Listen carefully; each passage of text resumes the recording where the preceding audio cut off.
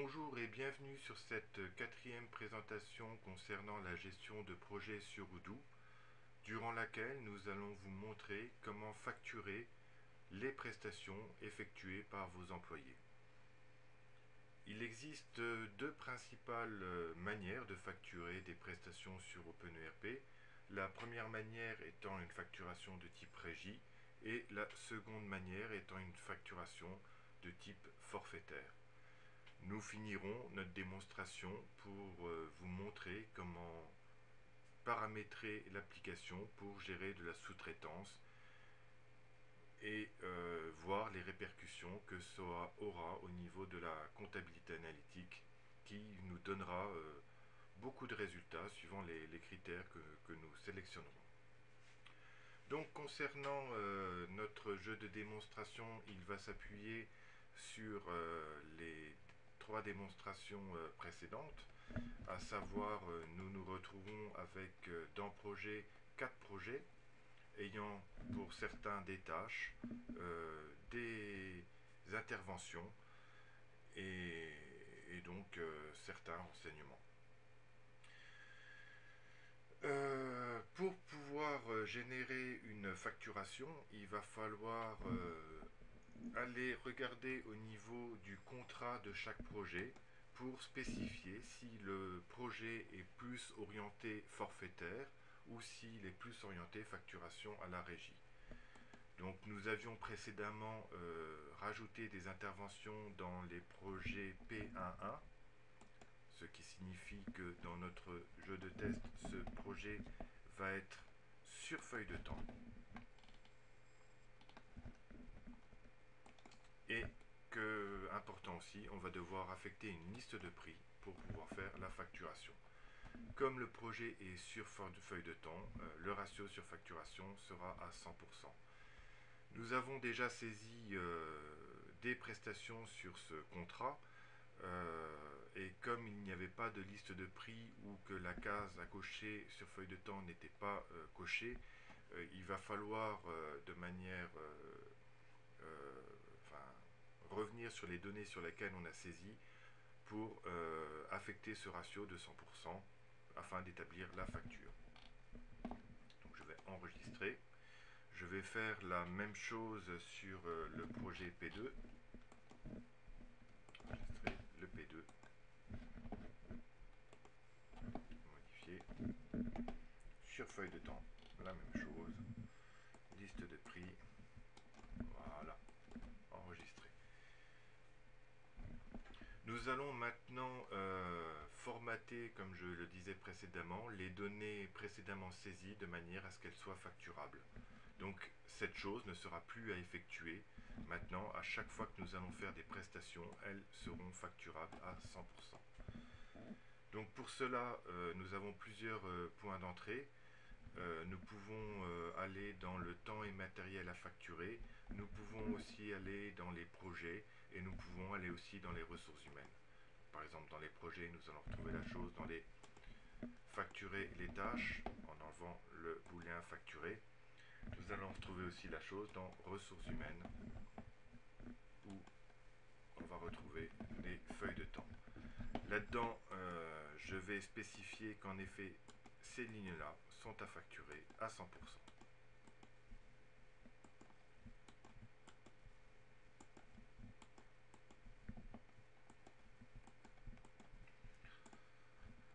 Donc, vous vous en doutez, sur les prochains jeux de test, la facturation sera à 100%, mais rien n'empêche un manager de décider que telle ou telle ligne sera à facturer à d'autres taux, tels que par exemple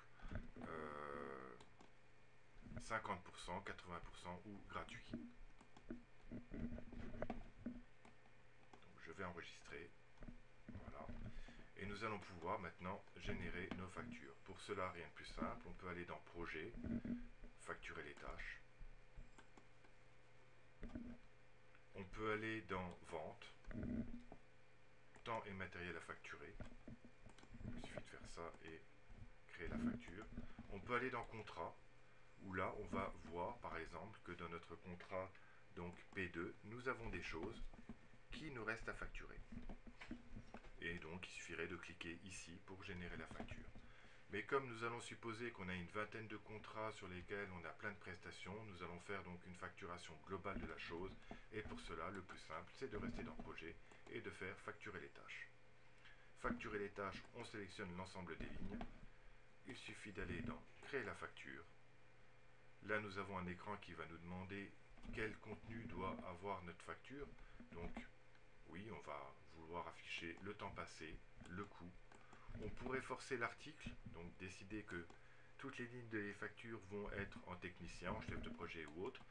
Mais l'objectif de la démonstration est de montrer que l'application va garder l'article associé à l'utilisateur qui est intervenu. Voilà. Créer la facture, et voilà, nos deux factures sont générées. Donc nos deux factures sont générées en mode brouillon. Nous pouvons encore les modifier. Modifier la description. Modifier la description, les comptes, le compte analytique, la quantité et les prix. Donc je vais valider maintenant cette facture. Je vais valider notre seconde facture aussi.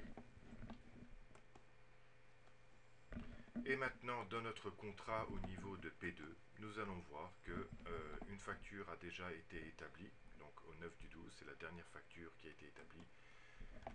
Et qu'il n'y a plus rien à facturer à ce jour. Comme je vous le disais précédemment, maintenant le fait de saisir des choses dans les tâches va directement rendre dans P2 la chose facturable. En effet, si nous allons dans Projet P2, que nous allons modifier une tâche et que nous allons effectuer une petit rajout, travaux, quatrième présentation de 2 heures sur technicien 1. Hop. Donc nous allons retrouver cette ligne-là dans facturer les tâches. Nous allons retrouver cette ligne-là dans ressources humaines, activité des feuilles de temps, avec le 100% automatiquement rempli. Nous allons retrouver cette ligne-là dans temps et matériel à facturer. Et enfin, dans nos contrats aussi, où nous allons voir qu'il y a des choses dans notre contrat donc P2 qui ne sont pas encore facturées. Voilà, il reste 150 € à facturer. Donc voilà pour le fonctionnement en mode régie. Ça reste relativement simple et ce contrat nous permet de voir beaucoup de choses. Maintenant, nous allons passer en mode forfaitaire. Le mode forfaitaire, pour cela, nous allons dire que notre contrat P12 est un contrat de type forfaitaire. Pour cela, je vais modifier mon contrat. Je vais lui dire que on travaille sur du forfait. Lui mettre une liste de prix aussi.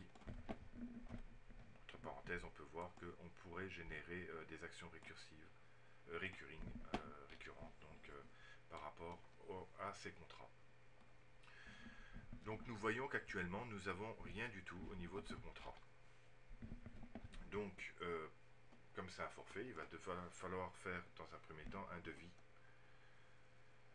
Donc nous allons générer un devis, créer, donc c'est sur client 1. Nous allons indiquer, chose importante, comme nous sommes sur du projet, le projet en question.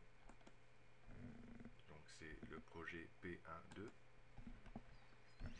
Et nous allons y rajouter donc de la régie, du forfait en chef de projet. Nous allons mettre par exemple 24 heures. Nous allons mettre 20. Voilà. Nous allons rajouter du technicien. 24 heures. 20. Et nous allons rajouter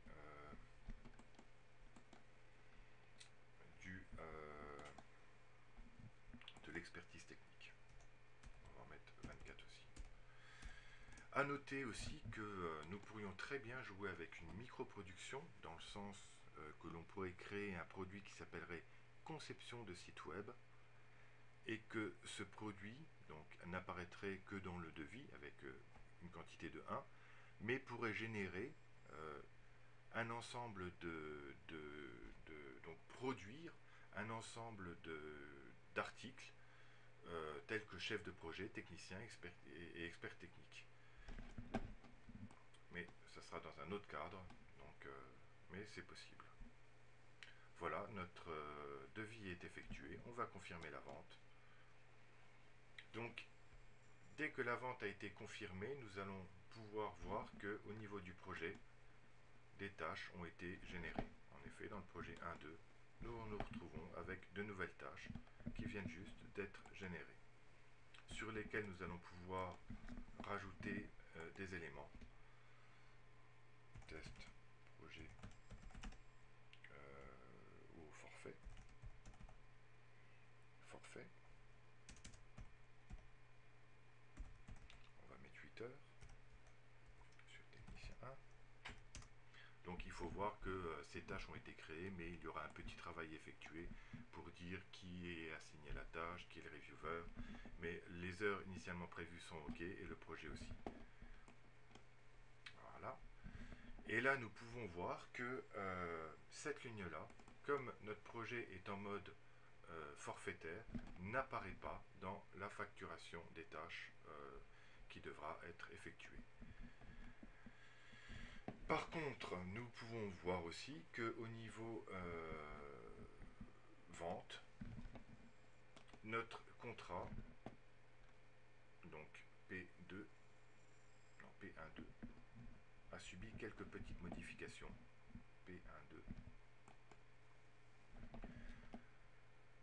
Concernant quelque chose qui reste à facturer, parce que la facture n'est toujours pas en fait ouverte, et le contrat nous présente aussi le nombre d'heures déjà utilisées. Donc ce que nous allons faire, c'est que nous allons valider cette facture client. En fait, elle n'a pas été générée encore, le bon de commande est là, et il faut encore créer la facture. Créer la facture, donc on facture tout. J'aurais dû appuyer sur créer et afficher la facture, ça m'aurait évité de faire tout ça. Et je vais maintenant la passer en valider.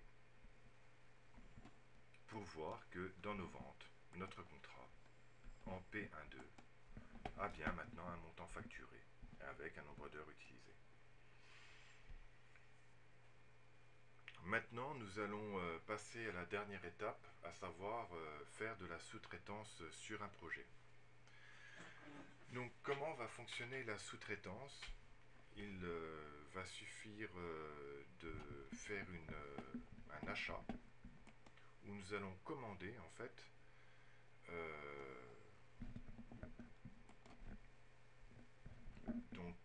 de la prestation. Donc je vois par contre qu'au niveau de l'achat, il nous manque le compte analytique. Donc pour cela, il suffit juste de rajouter dans les achats la gestion du compte analytique. Voilà.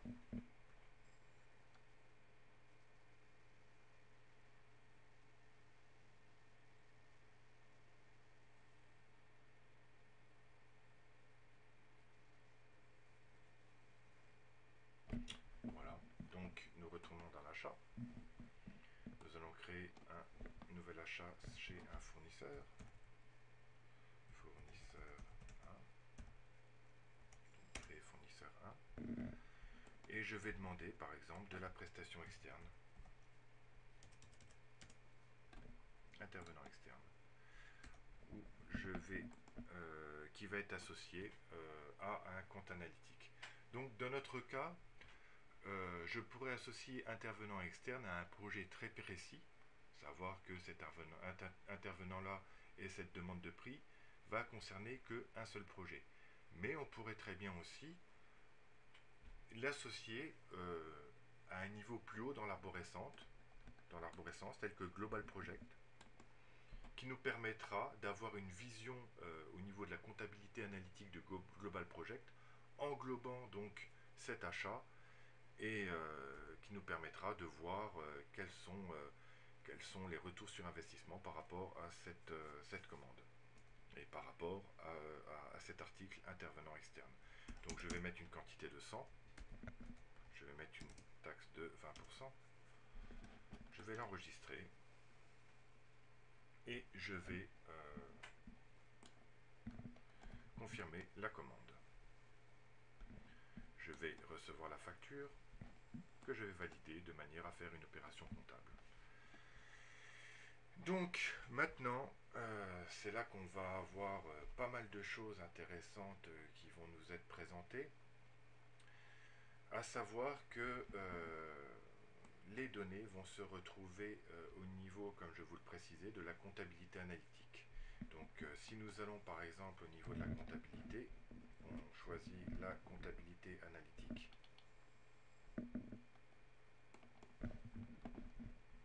Donc nous prenons pas de période. Nous allons avoir un formulaire qui va nous proposer de visualiser donc l'entièreté de ces comptes. Mais ce n'est pas la chose que je cherchais. Donc là, on peut aller voir en effet sur ah si, pourquoi pas, ça peut être une entrée aussi. Donc j'y retourne. Je ne sais pas si vous avez suivi ce que j'ai fait. J'ai été chercher en fait les écritures associées au plan, enfin au compte projet global. Pour cela, j'ai simplement cliqué sur projet global et ça m'a ouvert l'entièreté des écritures sur lesquelles je retrouve les montants, le total de montants, les totaux des quantités donc qui sont des prestations. Maintenant, à ce niveau-là, je pourrais faire des regroupements. Je pourrais faire des regroupements par article. Alors, comment j'ai ouvert cet onglet, je reviens dessus, c'est que j'ai été dans ce formulaire de recherche, donc qui sous la version 7 d'OpenERP Odoo proposait déjà beaucoup de choses, mais qui a été complètement repensé pour la version 8 et qui est au niveau ergonomie d'une efficacité assez impressionnante, nous permettant de filtrer sur des entités communes par rapport à l'objet dans lequel on est et de faire des regroupements